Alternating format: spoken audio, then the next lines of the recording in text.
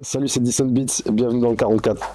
Je pense que j'ai toujours baigné dans la musique. Mon père, il était DJ dans les années 80 et ma mère, elle me faisait toujours écouter de la musique aussi à la maison. On avait toutes sortes de musique. Après, moi, j'ai commencé par le beatbox. Puis après le beatbox, j'ai commencé par la production musicale en étant sur YouTube, en regardant un mec qui s'appelle Feli, qui tapait sur sa machine. Puis j'ai dit non, c'est ça qu'il me faut. C'est le next step. Après le beatbox, c'est ça qu'il me faut.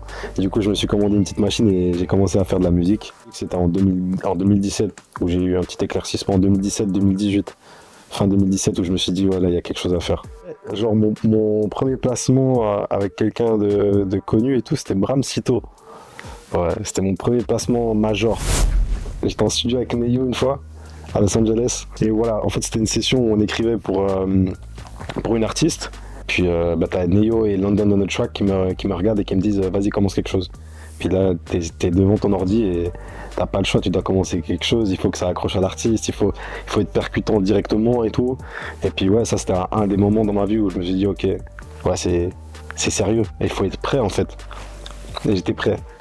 J'étais prêt, je me suis préparé à ça durant toute ma vie. Durant toute ma vie, j'ai attendu ce moment et j'étais prêt quand il fallait. Puis après, Neyo, il est parti, du coup, j'ai fait écouter des prods à London on the Track. Et puis quand j'ai fait écouter des prods, il y avait justement la prod de Frère, de Damso, que j'avais fait écouter. Et puis il y avait une grosse réaction dans le studio.